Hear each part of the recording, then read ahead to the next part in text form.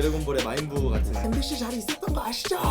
비건 대표가 밥 못 먹고 올라갔어요. 진짜 아찔한 순간도 있어요. 안 들려. 안 들려요. 베트남 북미 정상회담의 이야기를 좀 들려볼까 해요. 시청자분들께서는 아마 정상회담이 진행된 3일만 기억을 하실 것 같아요. 근데 그 3일을 위해서 달려왔던 그런 취재진들이 있었는데요. 김정은 위원장이 베트남에 도착하기 열흘 전에 김창선 부장이라는 사람이 하노이로 먼저 들어오게 됩니다. 김정은의 그림자라고 불리는 사람이어서 이 사람이 다니는 일거수일투족이 하나하나가 다 뉴스가 되던 시기였죠. 김창선 국무위원회 부장이 오늘 베트남 하노이에 도착했습니다. 의전 담당인 김창선 부장이 북한 김창선 부장이요. 조금 전에 정부 게스트하우스에서 나왔다고요. 안 들려. 안 들려요. 김창선 부장이 들어온다는 얘기를 듣고 저랑 취재기자가 공항으로 갔어요. 어디로 들어오는지 전혀 알 수가 없죠. 한참을 기다려도 아무도 안 나오는 거예요. 이미 차를 타고 VIP 게이트로 나가는 모습이 찍혀 있었죠. 소위 물 먹었다. 일반 게이트에만 있으셨던 거네요. 그렇죠.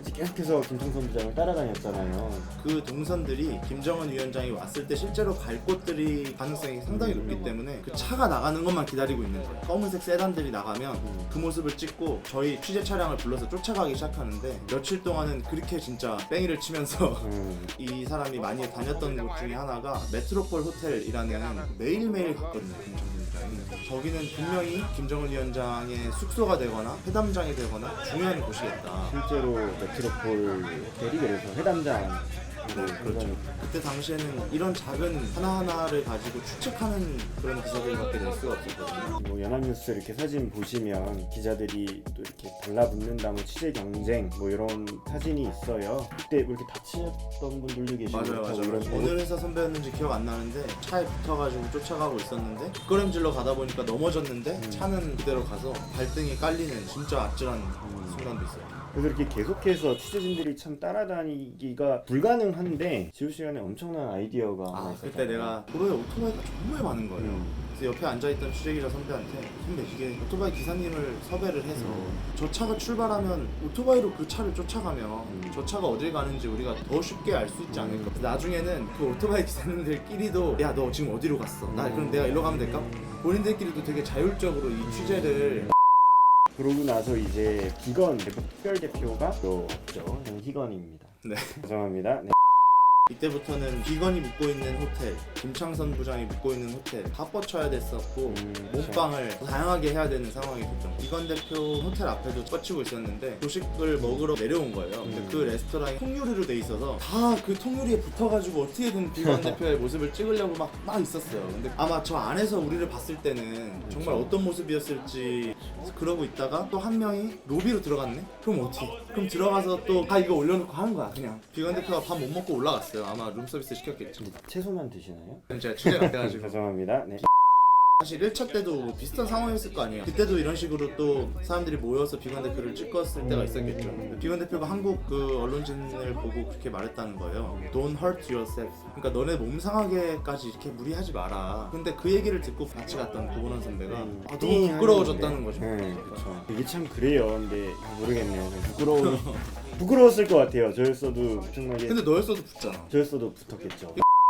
그러고 나서 이제 누가 나타나야 되겠습니까? 김정은 위원장과 트럼프 대통령이 나타날 시간이 됐죠. 진짜 배기들이 나타나는 시기가 온 건데 김정은 위원장이 기차를 타고 동당역이라는 곳에 기차가 도착하기로 예정이 됐습니다. 이제 그 비건 대표 찍은 바로 다음날 난 동당역으로 출발했고 너가 이때 들어온 거잖아. 저는 이제 하노이에 도착을 했죠. 너랑 내가 같은 방을 썼는데 한 번도 못 보다가 좋지 뭐 우리만 사원급 중에서는 우리만 1인 1실을 이런 것도 관심이 있을 수 있을 것 같아요. 취재진들은 그런 출장을 가게 되면 뭐 주요 인사들이 묵는 호텔에 같이 묵을 수 있는 건지 공간을 따로 마련을 해주는 건지 생각을 해보니까 이 베트남 출장 때 같은 경우는 다양한 곳에서 묵었는데요. 잠입 취재를 위해서 대표단이 묵는 곳에 같이 잤던 분들도 있고 하루에 막 수십만 원씩 하는, 반대로 이런 동당역 그런 시골에서 거기 누우면은 이게 등이 젖습니다.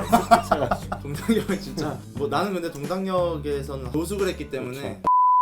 우리가 김정은 위원장이 들어오기 만 하루 전 아침부터 이 자리를 잡은 거예요. 그 당시에는 그 포토 라인을 안 만들어줬어요. 그러니까 이게 정확히 포토라인이라고 아무도 얘기해주지 않고 어쨌든 당시에는 쳐져 있는 선이 그거밖에 없었으니까 그 앞에다가 자리를 잡았는데 거기서 그러니까 이런 식으로 비 오는데 밖에서 비 젖은 도시락 먹으면서 점심, 저녁, 밤, 새벽 그 다음에 아침에 김정은 위원장이 온 거였으니까 비가 오는데 계속 막고 있고 막 비닐로 뒤집어 쓰고 있고 이러니까 베트남 측에서 와가지고 위에 타프를 쳐줬어. 물도 주고 도시락도 주고. 우리 같이 갔던 취재기자 선배는 뭐 의자 한 3개 이어가지고 한번 누워봤다가 막 그것도 안 되니까 막 일어나서 막 엎치고 있었던 상황이었고. 지호 씨잖아요. 저 아닌데. 근데 네, 저 저 목포도 사실 우리가 준비해 간 게 아니고 저 근처 상점을 뒤져가지고 사온 거거든. 저런 현장에 내가 저러고 있을 거라고는 생각을 못 한 거지 가기 전에는. 그쵸.